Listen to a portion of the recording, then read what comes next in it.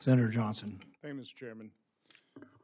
So, Markwayne, I'm going to use my time completely different than how I was going to when I walked into this hearing. I can't top what Senator Moreno, the comments he made about how unconscionable it is that we're not funding and we're not providing paychecks to those 260,000 men and women that you will be soon leading. Other than working with no labels, we don't serve on the same committees, have never gone on Codell together, and that's oftentimes how you get to know our colleagues. So I don't know you as well as some of the other people on the dais here. Certainly within conference, we've seen each other interact.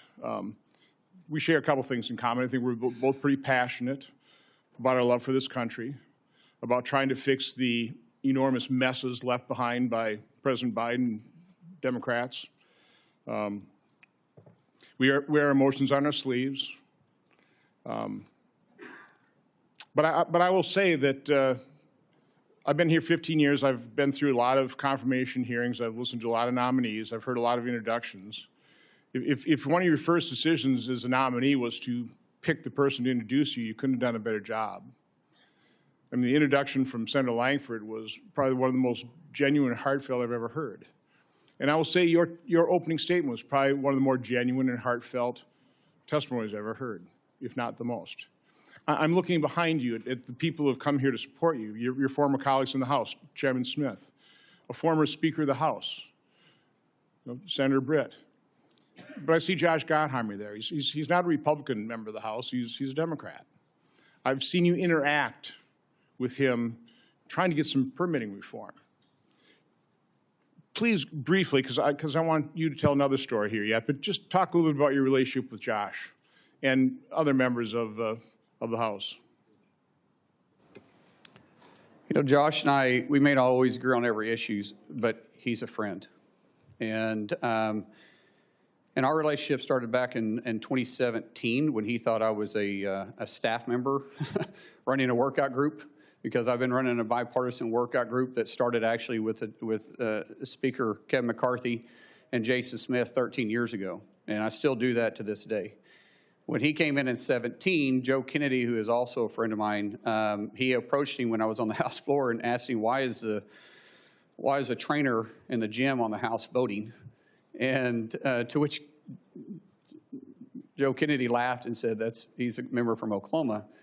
And after that, we became friends. In fact, our daughters are writing a book together about bipartisanship.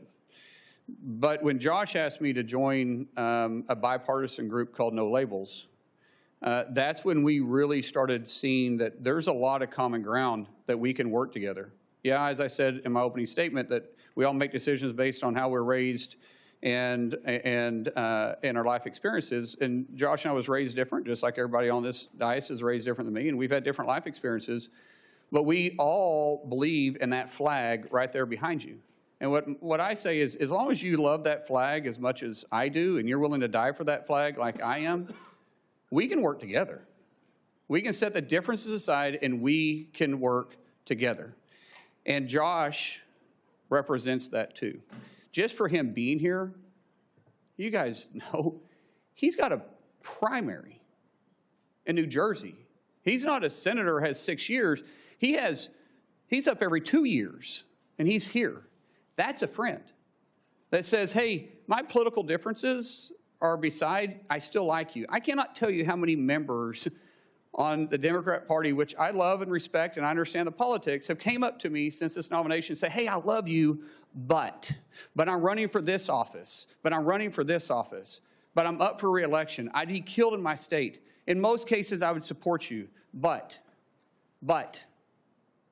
And it drives me crazy, but when you see a real friend like that, run through fire for the guy. So again, this is a nomination hearing, and from my standpoint, when you're trying to select somebody to run an operation, you want somebody with integrity, somebody with that passion toward the mission, keeping this nation safe, having this love for this country. It's also, I think, incredibly important that when you're serving in administration, you have a good relationship with the president. It doesn't work so well. I know you've got a good relationship with the president, and you told me a story, and I want you to repeat that story of your son who was grievously injured and a visit that the President of the United States made to that hospital. I want you to tell the story because I think it's important that people understand why you are loyal to President Trump. I'd like them to hear a different side of President Trump as well. Yeah. But I think also that'll serve you well as his Secretary of Homeland Security. But just tell that story. Ron, I'm going to try to get through it without crying then.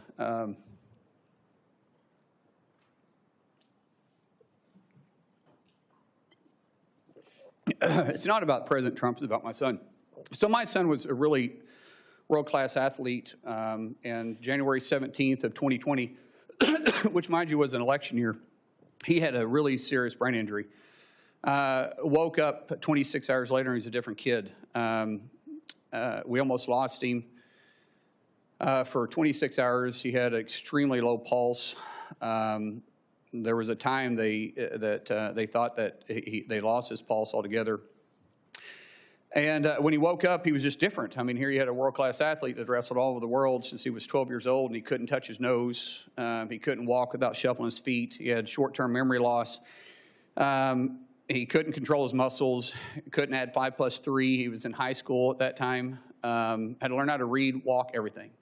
And the president found out about it, and he gave me a call immediately. And one thing that the president joked about was, like, he said, let me get this straight. He doesn't know who you and Kristi are, but he knew who I was because the only question you got right is who the president was. And he said, Trump, with this cocky grin on his face. And but the president didn't understand the severity of it, but he heard it in my voice, and immediately he went to work. I told him we had to get to Bakersfield, California, to the Center for Neural Skills, which is one of the best neural rehabilitation places in the world. And the president offered us in his plane, his personal plane. This is the president of the United States. And I said, sir, we can't fly. We got to drive. We get there, and he called almost every day for 2 weeks checking on Jim. And then he says, I'm going to come see him. And now this is the middle of the election. This is Bakersfield, California. Really not an area he's got to go campaign. And he took the time to come up there and see Jim. And the center told us that the short-term memory loss something would trigger it. Some big event would eventually trigger where he'd start retaining stuff. Until then, he was still having issues. And the president arrived, and of course there was cameras and everybody around, and of course none of the media ever talked about it, which was funny because the president called him on stage and talked to him. And then we went to the back, and the president didn't talk to me. He didn't know I was in, I mean, he didn't care if I was in the room. Here's a guy that's been over, and his tie is about as long as my son because my son's, it stunted his growth, and so he's 5'3" the rest of his life. And his team came to him twice and said, sir, we got to go, we got to go. On the third time they came over to him, he looked at him and he says, hey, I guarantee you that plane won't leave without me.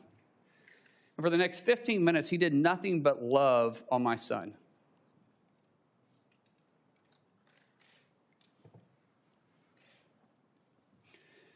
That one incident jogged his memory. And from then on, he started retaining things. And Jim's attitude went from this, we're going to get through it, to this, I'm going to get through it. And every week, if not most days, the president would call and ask how he could help. Ask, how's his buddy doing? How's Jim doing? He didn't do it for publicity. He didn't do it for any show. He was running in one of the toughest elections he had been in, and the guy was still that concerned about my son. When we got released for a little bit, we had to go back. When we got released a little bit, the president said, come to Mar-a-Lago and see me. We go down there, and it's amazing. And when we're leaving, dang it, I hate getting emotional. See, if I talk about my kids, I get emotional. Other than that, you can't make me cry. But my kids do make me emotional. That's actually a good thing. Yeah. So anyways, he grabbed my son, and he said, do you know why I love your dad? Do you know why I love your dad? Kristi tells the story better than I do. And he goes, no, sir. He goes, because he loves you. Because of you. Because of you. Man, he didn't do it for any other reason. I mean, here's the president of the United States, and he did it just because he cared. And so when you want to say why he's a friend, yeah, we were acquaintances before that. We've been friends ever since. The American people need to hear that. Thank you. Thank you. Support journalism you trust. Support PBS News. Donate now, or even better, start a monthly contribution today.